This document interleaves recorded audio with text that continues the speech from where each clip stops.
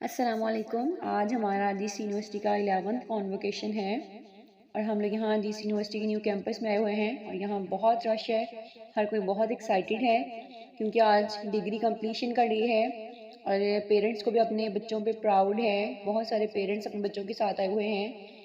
اس convocation ceremony پہ میں ایک بات کہنا چاہوں گی کہ اپنی بیٹیوں کو فائنینشلی اور اکانومیکلی اتنا اسٹرانگ ضرور بنائیں کہ وہ معاشرے میں سر اٹھا کر جی سکیں۔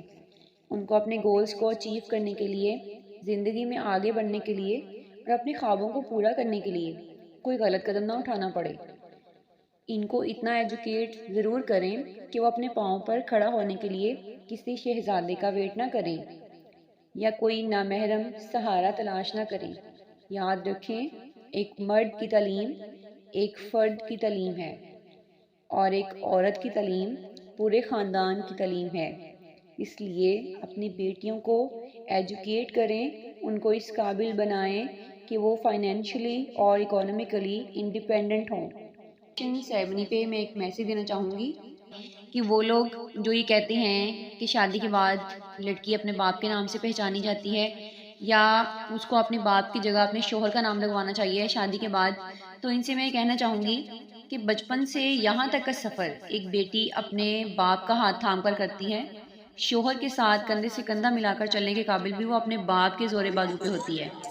تو باپ کا کوئی نعم البدل نہیں ہے، باپ کی کوئی جگہ نہیں لے سکتا۔ شوہر کا اپنا ایک مقام ہے اور باپ کا جو ہے وہ اپنا ایک مقام ہے، کیونکہ ایک بیٹی کا فرسٹ آئیڈیل، اس کا فرسٹ ہیرو جو ہے اس کا باپ ہوتا ہے۔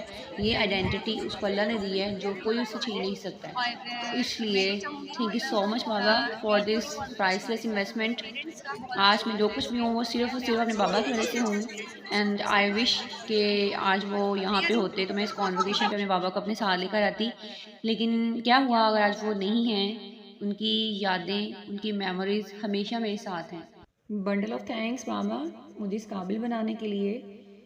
A lot of thanks for your priceless investment. All my degrees are yours. All my success is yours.